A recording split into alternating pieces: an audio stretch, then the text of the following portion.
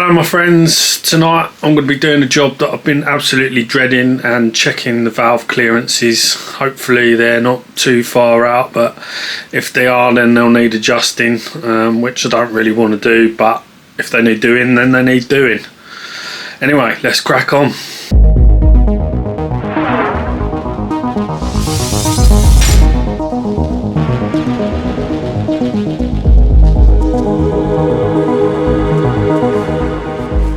So I've sped up this video quite a significant amount because mostly it's about 8 hours of me scratching my head and muddling my way through this process. It's about the most complex thing I've done on an engine, although I have made a loom and rewired a car from scratch when I did a turbo conversion on a Ford Escort, which was also a fair challenge. I know enough about engines and how they work, so felt confident that whilst I was out of my depth I could do it safely. It's not something I would have done on my speed triple as it's still a fairly new bike, but one of the reasons for taking on this project was to learn more about motorcycle maintenance, and the financial risks on this bike were a lot lower if I got it catastrophically wrong. The most crucial part of taking the top of the engine apart like this is to make sure you fully understand engine timing and the consequences of messing it up. If you don't understand those basics, then I wouldn't recommend taking on this job. However, if you know the basics and you have a good set of tools, then I don't see why you can't do this just like I have. I did want to turn this into a tutorial, but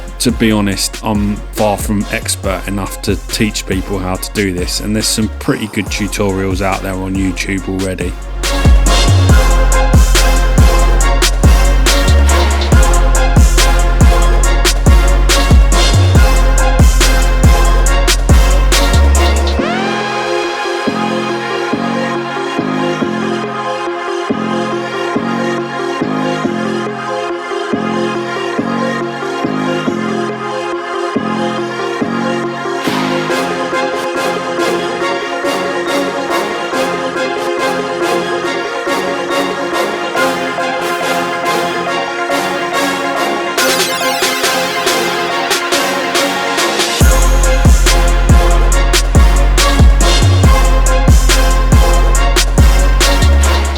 So it's now the second night of doing the valve adjustments or checking the valve clearances. I did them all last night, but wasn't really 100% happy. I'm pretty sure they do need adjusting. Quite a few of them are pretty tight, but the feeler gauges I bought weren't sort of precise enough, so I couldn't really get decent measurements. So good old Amazon, I've got a new set of feeler gauges. Did a bit more research last night because I didn't quite understand what the service manual was saying about how to do the measurements. I've watched quite a few videos where most people seem to just explain making sure the cam lobes are pointing up, but I wanted to go by the service manual because Kawasaki know best. But yeah, after watching a few more YouTube videos, I'm now pretty confident in the way it's got to be done. Anyway, let's crack on.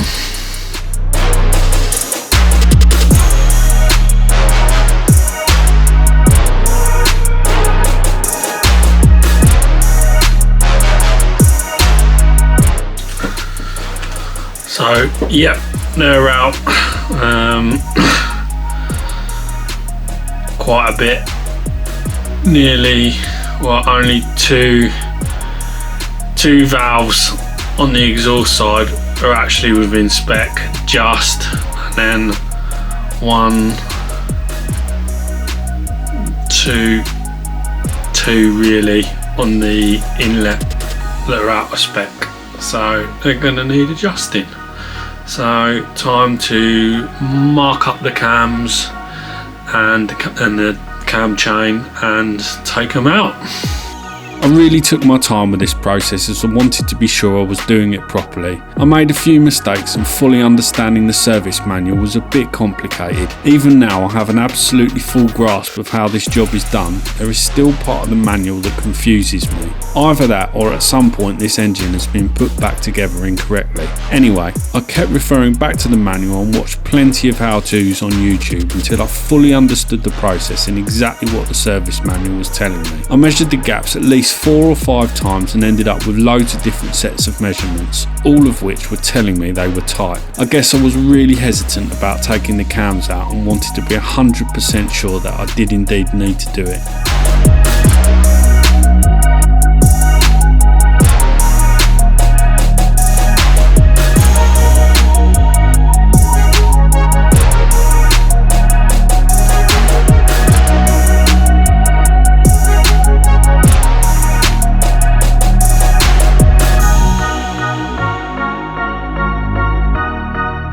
Once I'd got a full set of measurements on paper, I put them into a spreadsheet and worked out the shims I needed. There's a proper calculation for doing it, but the genuine Kawasaki shims for these bikes are quite expensive or not available, so I just went with some identical size shims that would get the clearances nicely in tolerance. This didn't really need any clever calculations, as you can see from the sheet. Putting everything back together wasn't too bad, and whilst I won't include it in this video, I got the bike running soon after, albeit with an oil leak from the clutch cover I've painted. The engine sounded quite tappy, so to be absolutely sure I did this right, I have since done this whole process again, although the second time round it was a hell of a lot quicker. I have in fact just put it all back together today, which is just over a week after all this was filmed. What's interesting is that one of the exhaust valves that was perfectly in spec when I put it back together the first time has gone tight after just 10 minutes of idling. So I've shimmed it again today so all the valves are in tolerance. All the other valves were as I measured them after I put it back together the first time round. If you have any idea what this might be, please leave a comment below. The best I can come up with is that maybe there was some carbon build-up around the valve seat and the looser clearance has allowed the valve to clear this out and make it go tight.